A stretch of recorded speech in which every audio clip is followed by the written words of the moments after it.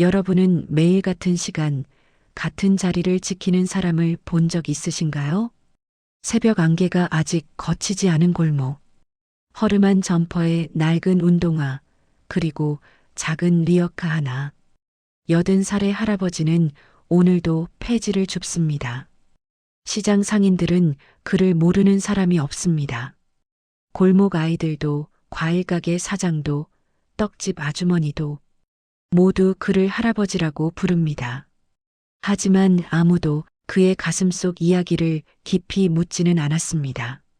몇 해 전 평생을 함께한 할머니가 먼저 세상을 떠났습니다.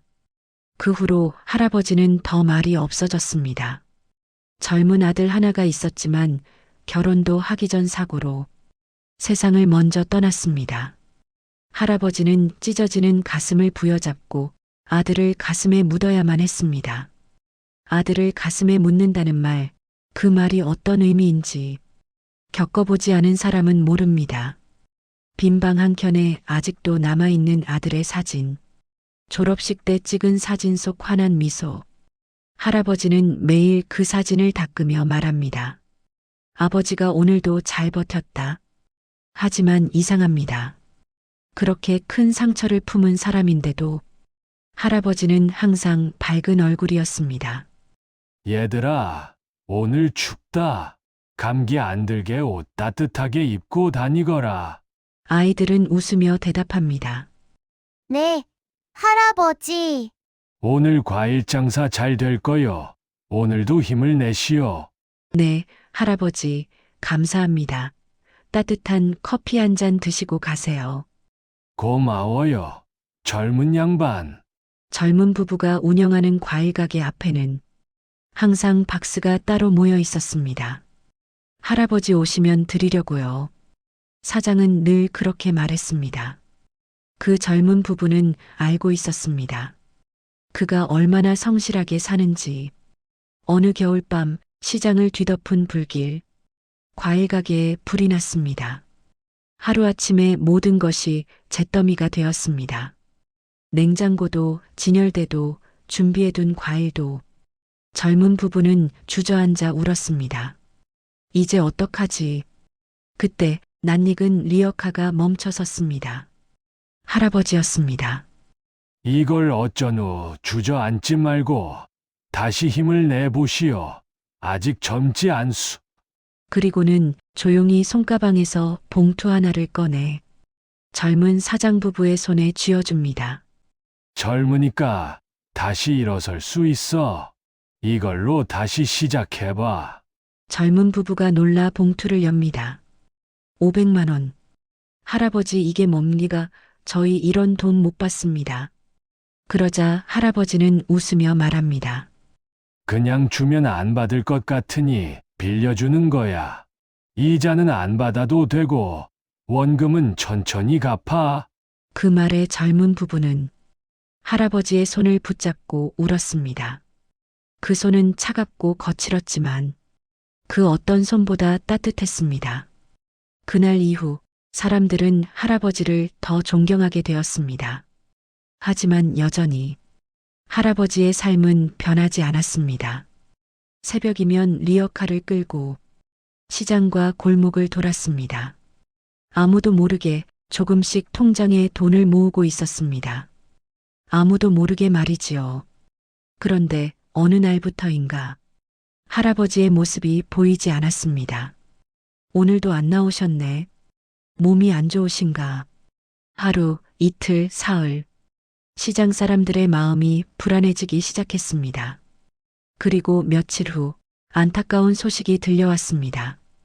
이웃 주민이 집에서 쓰러져 있는 할아버지를 발견했고 급히 병원으로 이송했지만 이미 세상을 떠난 뒤였습니다. 시장 전체가 울음바다가 되었습니다.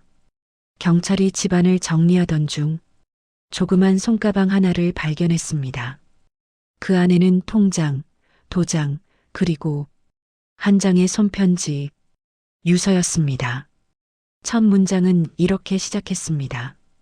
누군가 이 유서를 발견하게 되면 꼭 유서대로 해주시오. 손편지는 떨리는 글씨로 이어졌습니다. 아들을 사고로 떠나보낸 날, 밤새 울던 이야기, 사진을 끌어안고 아버지가 대신 갈 수 있다면 수없이 되뇌었던 날들, 그리고 이런 문장이 적혀 있었습니다. 젊은 사람은 희망이요.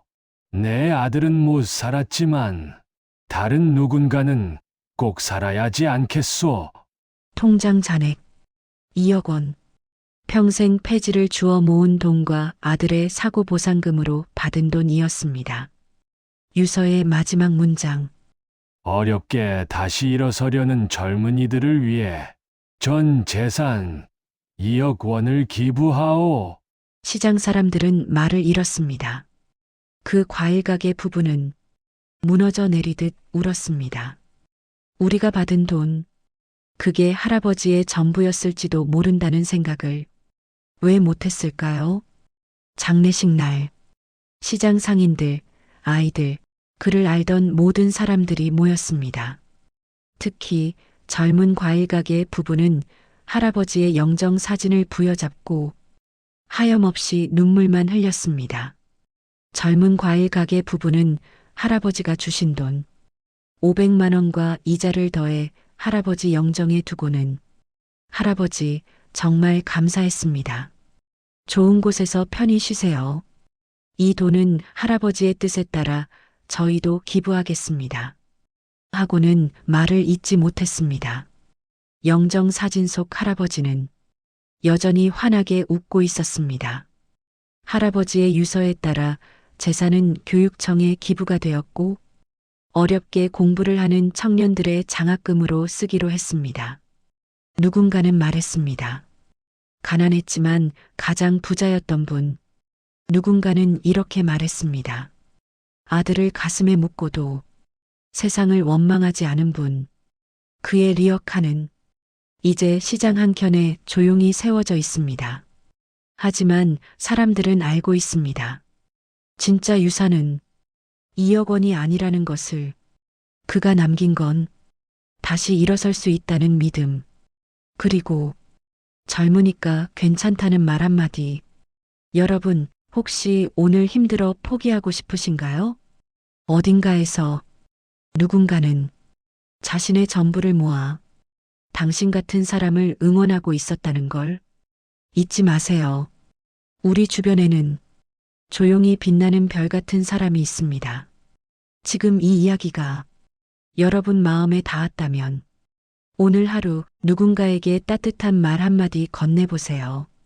그리고 이 이야기가 더 많은 사람에게 전해질 수 있도록 구독과 좋아요로 함께 해주세요.